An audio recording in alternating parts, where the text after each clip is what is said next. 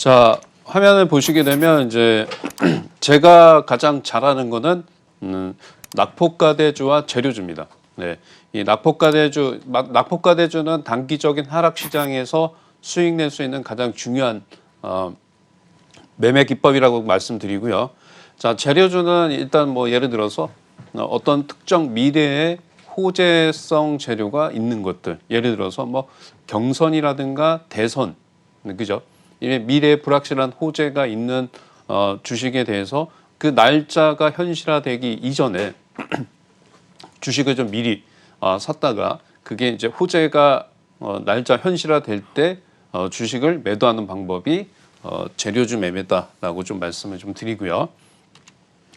자, 오늘 강의의 목차는 첫 번째로는 이제 코스닥과 코스피의 기술적 분석입니다. 이 원래는 사실은 증시 일정이 좀 맨 위로 가야 되는데 시장이 이제 기술적 반등이기 때문에 코스피와 코스닥의 기술적 분석을 통해서 어디서 우리가 주식을 매수, 매도 혹은 비중을 축소할지 여부를 보셔야 될 것으로 보여지고요. 그리고 다우와 나스닥도 기술적 분석을 합니다. 근데 사실은 여기 보시게 되면 다우존스하고 나스닥하고도 디커플링이고요. 그 다음에 코스피, 코스닥도 디커플링입니다. 최근 한 달 동안에 이 양 시장에 봤을 적에 대장은 코스닥이었죠. 네, 근데 지금 현재로는 바뀌었습니다. 다우존스로 바뀌는 흐름이 좀 나타나고 있다.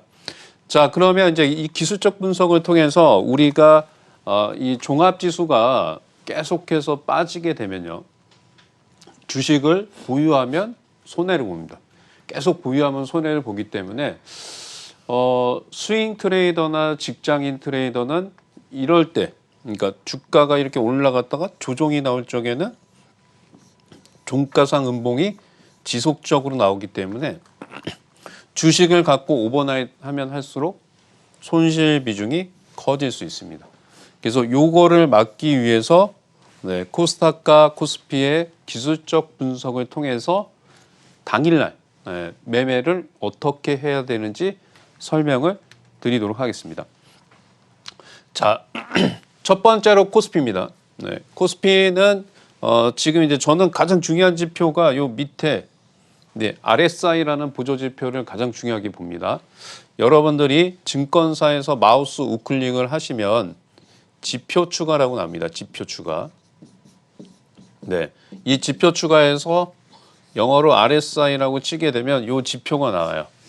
자, 이 지표가 나오는데 이렇게 70, 여기가 70이고요. 이 밑에는 30입니다. 되게 쉽습니다. 그러니까 이 30건의 주가가 내려오게 되면 시장에 악재가 존재를 하고요.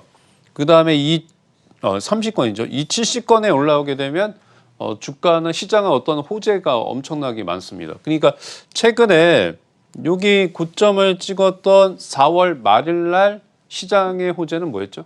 실적이었습니다. 네, 실적에 대한 기대가. 그리고 주가가 70을 하회하게 되면 일단 비중을 축소하셔야 돼요. 이게 4월 27일 날 여기 70이 하회했습니다. 그리고 나서 좀 꺾였다가 60일선 지지받고 올라갔죠. 그죠? 그래서 이런 것들을 되게 중요하게 보셔야 되고요. 자, 그 다음에 중요하게 보셔야 될 게, 자, 제가 좀 보여드릴게요. 우리가 매매하실 적에 직장인 투자자분이나 스윙 투자를 매매하시는 분들은 매매하실 적에 차트가 이렇게 올라갑니다. 여기 쭉 올라가죠. 여기 파란색 선 보이죠? 이게 11선이에요. 이 선을 이탈하면 안 됩니다. 이 선을 이탈하면 안 돼요. 그죠? 이탈하면서 70 신호 줬잖아요. 단기 비중을 줄여야 되잖아요. 기술적 반등 나왔다 또 빠지죠. 그죠? 네. 그럼 여기서 이제 앞으로 시장은 어떻게 될까요? 네, 앞으로 시장은 지금 60 한 근처까지 왔어요. 70을 찍으면 또 줄여야 되겠죠. 네, 줄여야 됩니다. 자, 앞으로 이제 코스피 시장의 호재는 뭐가 있죠? 2분기 실적이에요. 네, 이제 유동성 상승은 이제 거의 이제 들어가고 있고 오히려 테이퍼링 얘기가 나오면서 이제 2분기 실적입니다. 2분기 실적 시즌이 언제죠? 7월입니다. 7월. 네. 그래서 요거 좀 이따가 좀 설명드릴게요. 자, 여기도 코스닥입니다. 코스닥도 보세요. 그러니까 투자를 하실 적에 여기 11선이죠. 11선 위에 있을 적에는 주식 갖고 계셔도 돼요. 네. 11선 있을 때는 주식을 갖고 계시는데 얘도 보면 이 RSI 보조지표가 여기 계속 위에 있었잖아요. 이게 보통 제가 추세를 이거를 계산을 해보니까 평균 15일에서 한 20일 정도 위에 있습니다. 그러면 주가는 계속해서 상승해요. 그리고 나서 이렇게 70 이상권에 있으면 여러분들이 이날 4월 1일부터 4월 중순까지 다우, 나스닥, 코스피 한번 비교 한번 해보세요. 이때 시장이 글로벌 시장 내에서 코스닥이 대장이었어요. 미리 많이 올라갔기 때문에 조정이 좀 커진 부분도 있다. 뭐 이렇게 보시면 되고 이 기간에 머무르는 기간이 오래 갈수록 나중에 하락폭은 커집니다. 네, 이게 가장 중요한 패턴이에요. 자, 그 다음에 보게 되면 여기서 11선 라인 따리 이탈하잖아요. 자, 한번 보겠습니다. 이게 되게 중요합니다. 쫙 올라갔다가 11선 라인 따리 이탈해요. 자, 이 3월 달부터 11선을 이탈한 적이 없습니다. 주가는. 근데 요날 이탈하면서 단기 과열권에서 여기 70을 이탈해요. 그럼 어떻게 해야 돼요? 여기서 비중을 줄이셔야죠. 비중을 줄이시고 코덱스 인버스를 사야죠. 하방으로 봐야 되니까. 그죠? 하방으로 봐야 됩니다. 보통 이렇게 21선을 이탈하게 되면 주가는 보통 61선이나 121선까지 빠져요. 그래서 우리가 주식 투자를 하실 적에 요 구간이 나올 때 여기서 뭐가 나왔어요? 네, 제 기억으로 여기서 이때 증권사에서 코스피에 대해서 목표가 상향이 나왔습니다. 3,400, 올해 3,600. 그러니까 본인만의 기준이 없기 때문에 여기서 증권사 레포트를 통해서 지수가 더 간다라고 얘기가 나오면서 내가 주식을 더 사야 될지 비중을 축소해야 될지 이런 기준이 안 생겨요. 그러니까 오늘 국고처 신현식 파트너가 얘기하는 국고처의 이 기술적 분석을 통해서 여러분들만의 매매 포인트를 확립을 하셔야 돼요. 자, 그 다음에 좀 보겠습니다. 여기서 되게 중요한 게 자, 여기서 이제 121선에서 지지가 나왔죠. 요날 이제 밑꼬리 나인 군목 나왔는데 요게 이날 30은 내려오지 않았어요. 정확하게 30한 2까지 내려왔습니다. 네. 근데 이런 자리에서는 이제 매매를 하시는 거예요. 나중에도 이런 모습이 나오면 꼭 기억을 하셔야 됩니다. 자, 그 다음에 두 번째로 기억하셔야 될 게 이렇게 역배열 추세에서 반등이 나올 적에는요. 이 11선과 21선이 강한 저항입니다. 자, 여기서 주가를 뚫고 정고점을 가기 위한 조건들에 대해서 제가 설명을 드리겠습니다. 1. 자, 테이퍼링이 그죠? 유동성 축소에 대한 부분이 FOMC 6월 달과 9월 달에 열립니다. 네, 이 6월 달에 확정이 안 되고 9월 달입니다. 이때 얘기가 나오면 올라갈 수 있습니다. 만약에 6월 달 FOMC 회의 때 미국의 연준에서 월 1,200억 달러의 테이퍼링을 하는데 이걸 축소하겠다. 캐나다는 이미 테이퍼링 축소를 하고 있고요. 네, 이걸 하겠다라고 얘기 나오면 저는 이게 제한적인 상승의 가능성이 높다라고 좀 보여져요. 자, 그 다음에 두 번째로는 2분기 실적입니다. 자, 2분기 주요 기업들의 실적 좋을까요? 나쁠까요? 당연히 좋습니다. 자, 왜 그럴까요? 자, 첫 번째로는 미국 바이든 대통령이 7월 4일 날 전 국민에게 코로나 백신을 70%를 맞추겠다. 그리고 뉴스에 보시면 뉴욕시에서는 관광객을 받고 있습니다. 네, 와서 코로나 백신을 맞아라 라고 얘기했죠. 그만큼 이제 뉴욕시가 빨리 경제 정상화를 하고 있지만 바이든 행정부가 얘기한 7월 4일 날 미국의 대부분의 시민들이 백신 접종이 완료가 되는 시점 7월이죠. 네, 7월 말까지는 되겠죠. 그렇게 되면 경제 정상화는 7월 말에서 8월 초 혹은 그 이전부터도 경기 회복이 많이 나타날 수 있다. 뭐 그런 점을 보셔야 됩니다. 자, 그 다음에 보겠습니다. 자, 이 차트는 제가 이제 이 코스닥의 주봉 차트입니다. 우리가 이게 장기 투자를 할 적에 코스닥의 주봉 차트를 보면요. 한번 좀 보세요. 자, 여기입니다. 여기.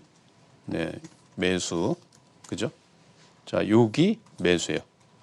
자, 여기 뭐죠? 코로나입니다. 코로나. 그죠? 그러면 주봉에서 이렇게 우물이 두 번 파이면 이 구간대에서는 장기 투자를 하세요. 장기주, 중장기. 근데 이 구간에서 주식을 여러분들이 사기가 만만치 않을 겁니다. 왜냐하면 주봉상에서 이렇게 내려오면요. 시장에 엄청난 악재가 있어요. 이 강의가 끝나고 나서 여러분들이 코스닥의 주봉 차트를 보게 되면 이렇게 우물이 파이 시점이 내려온 시점이 별로 되지 않습니다. 제가 기억하기로는 코로나19, 그 다음에 서브프라임 모기지, 그 다음에 IMF 뭐 이런 때입니다. 이런 때 내려와요. 그럼 이런 때 내려오면 중장기적으로 봤을 적에 한 번, 두 번, 이게 보통 제가 봤을 때 4년 단위로 한번 내려오는 것 같아요. 여기서 매수해주게 되면 주가는 이때부터는 장기 투자를 하시면 됩니다. 자, 장기 투자를 어디서 한다? 네, 여기서 하는 거죠. 네, 여기서 하는 거고요. 그 다음에 매도는 어디서 한다? 여기서 하고요. 이렇게 이렇게 올라올 때, 네, 여기도 한 번, 두 번, 요때죠. 그러면 이때는 코스닥이 900입니다. 자, 400에서 900이요. 2배 이상 먹었죠. 자, 여기서 이제 종목 선택을 하셔야 돼요. 내가 어떤 종목을 사야 될지 모르죠. 그러면 시가총액 높은 주식 사시면 됩니다. 시가총액 상위 뭐 코스닥은 아니지만 네, 상위 주식을 사면 돼요. 됐죠? 뭐 삼성전자를 사셔도 되고 시가총액 높은 기업 중에서 망하지 않는 기업, 네, 그런 기업들 아니면 시장 점유율이 세계 1위 아니면 현금성 자산이 가장 많은 기업 이런 이제 글로벌 경기에 대한 불확실성에도 현금 자산이 많은 기업은 나중에 살아남을 수 있죠. 이 경기 회복되면 모든 그런 점유율이 더 오히려 늘어날 수 있습니다. 그러니까 디램의 치킨 게임처럼요. 네, 그렇게 보시면 되고, 자, 그 다음에 이제 되게 중요한 거예요. 앞으로는 어떻게 볼 거냐? 자, 여기 고점, 여기 고점, 여기까지 왔습니다. 이게 1030이에요. 1030이죠. 코스닥이요. 자, 다시 한번 돌파해 준다. 라고 하면 살짝 돌파해서 뭐 1100이나 1200 정도 올라올 수 있겠죠. 네. 그 여기서 어떤 포지션을 취해야 할까요? 네. 비중을 축소입니다. 비중 축소. 자, 여기서는 주식을 물리게 되면 엄청납니다. 이게 코스닥이 1000포인트 회복해 주는데 20년이 걸렸죠. 네. 여기서 이제 업황에 대한 기대감 때문에 막 쭉쭉 올라가겠다. 뭐 저는 상당히 회의적입니다.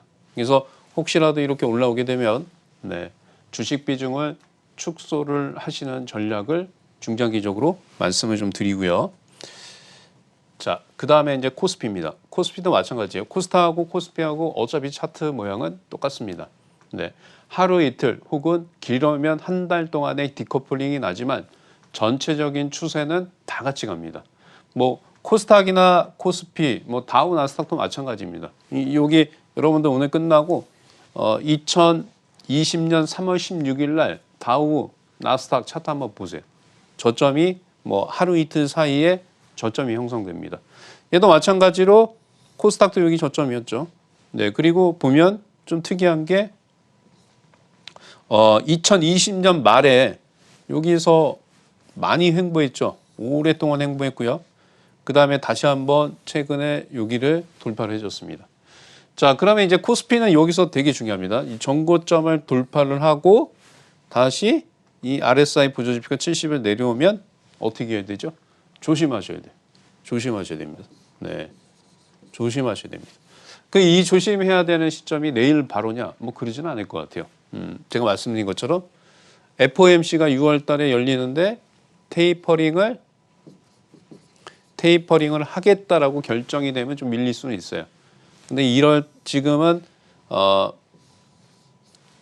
6월 달과 9월 달 FOMC의 부분이 되게 중요합니다. 6월 달에 안 하면 9월 달에 테이퍼링 축소할 가능성이 높아요. 자, 확정이 되면 6개월 이후에 보통 시행을 합니다. 그러면 테이퍼링 축소는 만약에 9월 FOMC에서 테이퍼링을 축소하겠다라고 하면 실질적으로 연준에서 테이퍼링을 축소하는 기간은 2020년 2월이 되지 않을까. 그 이후에 금리 인상을 하는 거예요. 그냥 무조건 금리 인플레이션이 높다고 해서 금리를 바로 인상하는 게 아닙니다. 테이퍼링 후에 금리 인상입니다.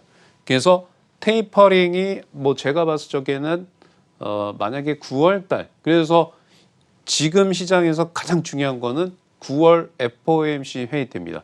뭐 9월 이전에 얘기가 나오겠죠. 만약에 6월에 테이퍼링 축소 안 하겠다라면 9월 이전 8월이나 7월 달에 미국 연준에서 테이퍼링을 할지 여부가 미리 뉴스로 나올 가능성이 높습니다. 그때 여러분들이 포지션을 잘 하셔야 돼요. 그걸 보고 그러면 테이퍼링 하면 경기는 맞습니다. 반대입니다. 경기는 엄청나게 좋아질 거예요. 그래서 이 테이퍼링 축소와 경기 회복에 대한 이 두 가지 중에서 어떤 것들이 시장에서 더 강한 힘을 나타낼 거냐 보셔야 되는데 저는 단기적으로 봤을 적에는 테이퍼링에 대한 악재가 더 클 것으로 보여집니다. 자, 그 다음에 좀 보겠습니다. 자, 우리가 단타 매매를 하실 적에는 이 시장이 안 좋기 때문에 이렇게 보시면 오전 10시 이렇게 제가 10시 선을 그어 볼게요. 자, 10시에 이렇게 매수 포인트 나온 시점, 이렇게 매수 포인트 나온 시점, 매수 포인트 나온 시점, 이때를 매매하셔야 돼요. 이때, 그죠? 이때를 매매를 하셔서 자, 종가상의 코스닥이 음봉으로 끝나잖아요. 음봉으로 끝나기 때문에 단기 매매하고 오버나이트 하시면 안 됩니다. 지금은 이제 양봉이 나오고 있죠. 그래서 단기 하락할 적에는 이렇게 좀 말씀을 좀 드리고요. 자, 그 다음에 이제 다우존스입니다. 다우존스 같은 경우에도 일단 고점 지금 올라가고 있죠. 단기적으로 35,000포인트. 네. 35,000포인트에서는 비중을 천천히 줄이시는 전략 말씀을 드리고요. 자, 그 다음에 나스닥입니다. 나스닥 같은 경우도 아직 70을 좀 올라오지 않았죠. 그래서 나스닥은 15,000입니다. 15,000포인트 정도 되면 좀 줄이자라고 좀 말씀을 좀 드리고요. 이거는 이제 코스닥인데 요 구간대입니다. 이렇게 음봉이 떨어지는 구간대에서는 아까 말씀드린 선물 차트 있죠. 선물의 3분봉의 10시 전에 이 RSI가 30에 내려왔을 적에 단기 매매하시고 오버나이트 하시면 안 돼요. 오버나이트 하면 음봉, 오버나이트 하면 음봉. 뭐 이렇게 시장이 진행이 됩니다. 자, 그리고 수급 분석 잠깐 보시면 자, 5월 20일까지는 개인 투자자들이 시장을 이끌었어요. 네, 그리고 외국인들도 좀 샀습니다. 근데 본격적으로 4월 28일 이후에 외국인들이 매도 전환됐죠. 네, 기간의 매매는 별로 중요하지 않고요.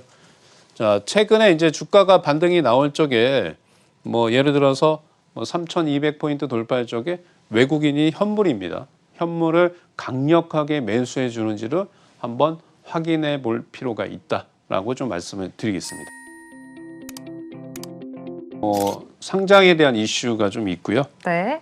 그 다음에 미국의 소비자 물가 지수를 좀 확인을 하셔야 돼요. 이게 소비자 물가 지수를 확인을 하는 게 뭐냐면 연준에서는 이제 인플레이션이 일시적이다라고 계속 얘기를 하고 있습니다. 근데 실질적으로 고용이라든가 이런 지표가 상당히 좋게 나오면 이게 단기적일 건가?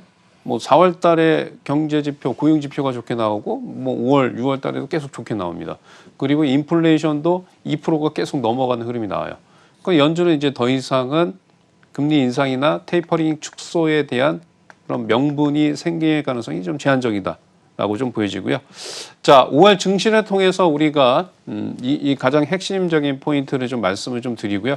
관련 주식도 어떻게 매매를 해야 될지 말씀을 드리겠습니다. 자, 5월 달에 5월 11일 날 SKIT가 코스피 상장을 하죠. 네, SK 이노베이션의 자회사입니다.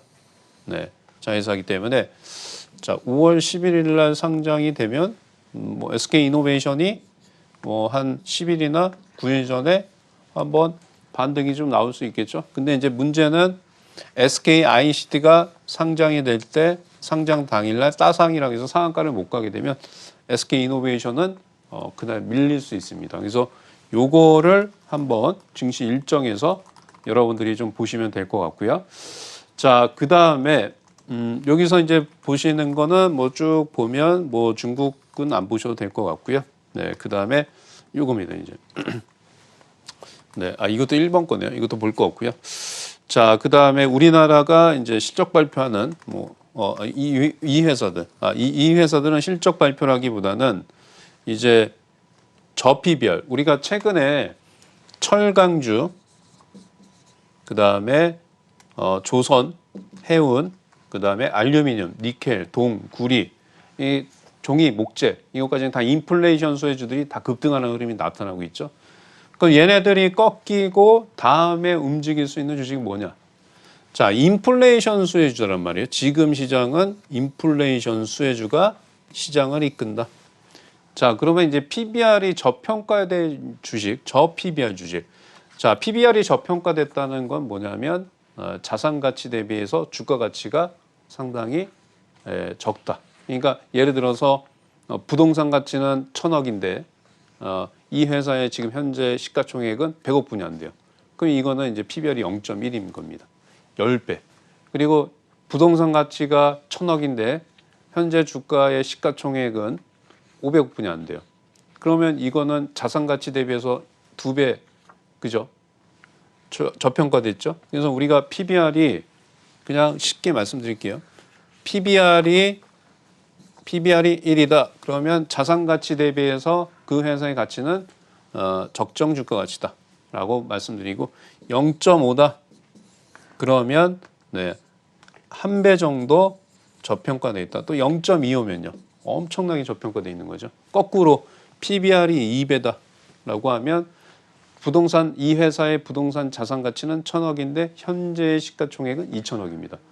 이런 거예요. 그래서 이런 것들을 여러분들이 파악을 하셔야 되는데 최근에 HMM이 좀 많이 올라왔죠. 얘도 PBR이 상당히 저평가돼 있어요. 그래서 지금 주가의 상승이 오더라도 PBR 대비 저평가돼 있다. 뭐 이런 얘기가 나오고 있는데 이건 좀 많이 올라간 거고요. 저는 이제 PBR이 저평가되어 있는 주식 중에서는 뭐 이마트 뭐 이런 주식들, 그 다음에 KT 뭐 이런 주식들이 좀 저평가되어 있지 않나라고 좀 말씀을 좀 드리고요. 자, 그 다음에는 이제 중요한 거는 자, 여기 이제 5월 16일 날, 네, 5월 16일 날 K 반도체 벨트 전략 발표하죠. 이거는 뭐 크게 중요한 것 같지는 않고요. 이게 되게 중요합니다. 이 가계부채. 자, 금융당국의 가계부채 관리 방안이 5월 16일 날 발표하죠. 그러니까 주식하고는 상관은 없는데 향후에 이 가계부채가 정부에서 통제할 수 없는 시점까지 오게 되면 뭐가 나오겠죠? 네, 금리 인상 가능성에 대한 부분도 이 가계부채에 대해서 이 내용을 보고 할 수 있다라고 좀 말씀드리고요. 자, 그 다음에 여기에서 우리가 이제 연준은 2023년에 금리 인상하겠다라고 하죠. 우리나라는 어떻습니까? 우리나라는 경기 회복 속도가 빨라요. 다른 나라에 비해서. 네. 제 예상으로는 내년 한 5월 달 이후에는 뭐 소폭으로도 금리 인상 가능성이 있다라고 말씀을 좀 드리겠습니다. 그래서 수익을 많이 내실 분들은 올해 안에 수익을 많이 내셔야 돼요. 이제 유동성 장세가 내년이나 올 하반기 되면 축소 가능성이 있기 때문에 좀 그렇고요. 자, 그 다음에는 지금 이제 요거는 이제 바이든 행정부가 뭐 5월 중으로 백신 1회 접종 목표 하고 있는데 제가 아까 말씀드린 것처럼 7월 4일 날 미국의 성인의 70% 접종을 완료하겠다. 자, 그러면 어떻게 되죠? 네. 자, 미국의 경기 회복이 무지하게 좋아지겠죠. 당연히 코로나 이전으로 가야겠죠. 네, 코로나 이전으로 갑니다. 그러면 경기는 되게 좋아지는데 그럼 뭐가 문제일까요? 인플레이션이 또 문제가 되겠죠. 네. 자, 연준에서 얘기하고 있는 거는 2와 4입니다. 2는 인플레이션이 2%대로 밑으로 와야 돼요. 지금 현재 인플레이션은 미국은 2점 중반대입니다. 그리고 4는 뭐죠? 실업률이 4% 밑으로 내려가야 금리 인상하겠다라고 얘기해요. 그러면 이런 7월 4일 날 바이든 행정부가 70%의 성인들의 백신 접종이 완료가 됐다. 그럼 경기에는 당연히 8월 달에는 좋아지겠죠. 그럼 8월 이후에는 뭐가요? 인플레이션에 대한 부분. 그다음에 고용 지표를 확인되는 순간 더 이상 금리 인상을 미루기는 힘들다. 네. 이런 것들을 좀 보셔야 될 것 같고요. 자, 그다음에 이제 중국입니다. 중국이 이게 이제 뉴스가 나온 건데요. 지금 4월 28일 날 나온 거예요. 올해 경제 성장률이 만약에 8% 성장한다. 그럼 뭐 금리 인상한다라는 얘기가 나오고 있습니다. 그래서 이런 부분도 여러분들이 좀 잘 보셔야 되지 않을까. 뭐 이렇게 좀 말씀을 좀 드리겠습니다.